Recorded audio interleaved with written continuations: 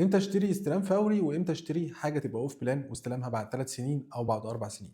الاول عايزين نتكلم عن مميزات الاوف بلان. الاوف بلان بيديني اول حاجه نظام سداد طويل بيوصل 7 سنين و8 سنين لحد 10 سنين، ودلوقتي النهارده بنتكلم على انظمه السداد دي في المحلات وفي المكاتب، شويه كمان ممكن توصل معايا لحد 14 سنه. تاني حاجه بتديني سعر مميز جدا، يعني بتديني سعر اقل بكتير من الحاجه اللي انا ممكن اشتريها دلوقتي استلام فوري، لان انا بخش اخاطر مع المطور لان انا بشتري معاه حاجه لسه هيسلمها لي بعد 3 سنين، فبالتالي المطور بيديني سعر اقل من الحاجه اللي موجود سعرها دلوقتي النهارده استلام فوري، وكمان طريقه سداد احسن بكتير.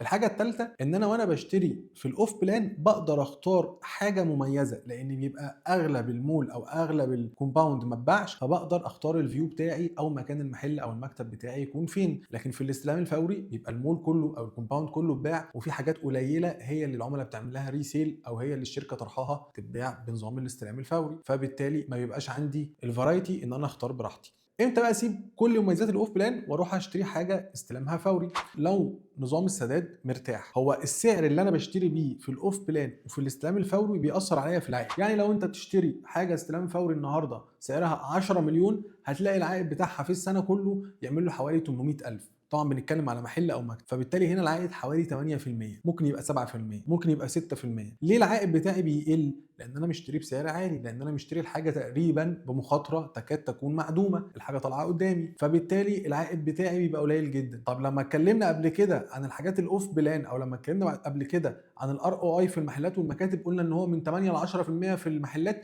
وبيوصل ل 12% في المكاتب. هنا انا بنزل عن 8%، ده طبعا بسبب ان انا في الاستلام الفوري باخد سعر رافع شويه. طب لو لقيت السعر ده بيدخل لي عائد 10%، 9%، هنا يبقى انا اقدر اتنازل عن موضوع السعر، فاقدر اشتري حاجه استلام فوري بسعر كويس طالما، او بسعر عالي طالما السعر هيدخل لي 9% او 10% في السنه. الحاجه الثانيه، لو انا هشتري من مطور او هشتري حتى ريسيل بس هقدر اسدد على فتره كويسه، يعني لو لقيت مطور مش هيقسط لي على 8 سنين بس هيقسط لي على 4 سنين، هيقسط لي على 5 سنين، ففي الحاله دي طبعا اقدر اختيار الاستلام الفوري هنا يبقى اختيار موفق ليا جدا. الحاجه الثالثه ودي من اهم الحاجات، ان مكان المحل نفسه يبقى كويس. فانا لو لقيت محل مكانه كويس هقدر اقسطه على 4 سنين 5 سنين، الار او اي بتاعه بنتكلم من 8 ل 10%، 11% بالنسبه لسعره اللي انا بشتري بيه دلوقتي، فطبعا هنا هروح لاختيار الاستلام الفوري. انا احمد يوسف، تابعني لو مهتم بالاستثمار العقاري.